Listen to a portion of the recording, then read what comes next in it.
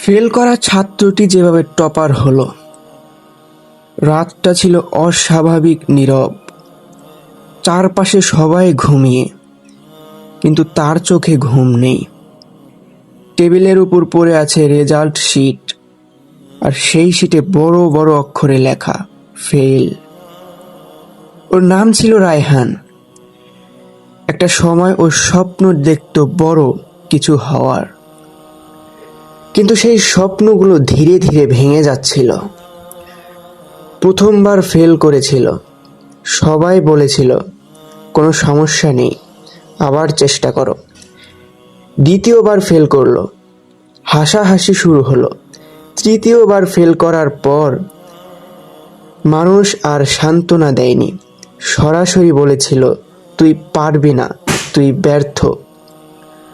বন্ধুদের সামনে যেতে লজ্জা লাগতো।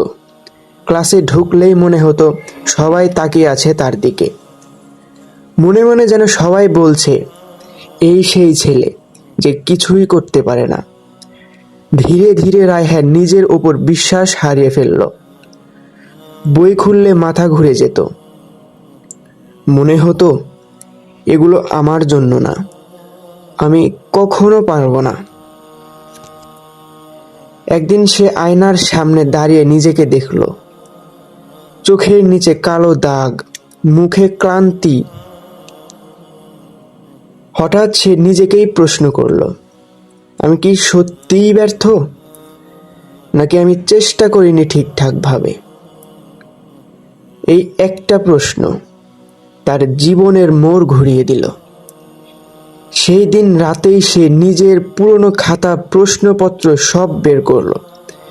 দেখতে শুরু করলো কোথায় ভুল হচ্ছে। সে বুঝতে পারল সে কখনো পরিকল্পনা করে পড়েনি, সে শুধু পড়ার ভান করেছিল। সেই মুহূর্তে সে একটা সিদ্ধান্ত নিল, আর না, এবার আমি নিজেকে বদলাবো। পরদিন থেকে শুরু হলো নতুন রায়হানের গল্প। সে একটা রুটিন বানালো, ছোট ছোট টার্গেট সেট করলো। প্রথমে 10 মিনিট পড়তো, তারপর 30 মিনিট, তারপর 1 ঘন্টা। ধীরে ধীরে তার মনোযোগ বাড়তে লাগলো। প্রতিদিন সকালে ঘুম থেকে উঠে সে নিজেকে বলতো আমি পারবো, আমি বদলাচ্ছি। শুরুতে কঠিন ছিল, খুব কঠিন। বন্ধুরা ঘুরতে যেত, সে পড়তো। মোবাইল ব্যবহার কমিয়ে দিল। অনেক রাত জেগে পড়াশোনা করত। কখনো ক্লান্ত হয়ে কান্না করত, কিন্তু থামতো না। দিন গড়ালো, সপ্তাহ গড়ালো। ধীরে ধীরে সে বুঝতে পারল যে বিষয়গুলো একসময় তার কাছে অসম্ভব মনে হতো, সেগুলো এখন সহজ লাগছে। তার শিক্ষকরা অবাক হতে লাগলেন। বন্ধুরাও লক্ষ্য করলো রায়হান বদলে গেছে। তার চোখে আবার আগের সেই আগুন ফিরে এসেছে, যে আগুন এক সময় স্বপ্ন দেখত। অবশেষে এলো সেই দিন, ফাইনাল পরীক্ষার রেজাল্ট। সবার বুক ধুকপুক করছে, রায়হানের হাত কাঁপছে। সে চোখ বন্ধ করে রেজাল্ট শিটটা ধরল। ধীরে ধীরে চোখ খুলল, আর তারপর তার চোখ দিয়ে অশ্রু গড়িয়ে পড়তে লাগলো। কারণ এইবার তার নামের পাশে ফার্স্ট পারসন। পুরো স্কুলে প্রথম। যে ছেলেকে সবাই বলেছিল ব্যর্থ, সে আজ প্রমাণ করে দিল ব্যর্থতা কোনো শেষ নয়, এটা শুধু শুরু। রায়হান বুঝেছিল ফেল করা মানে তুমি শেষ হয়ে যাওনি,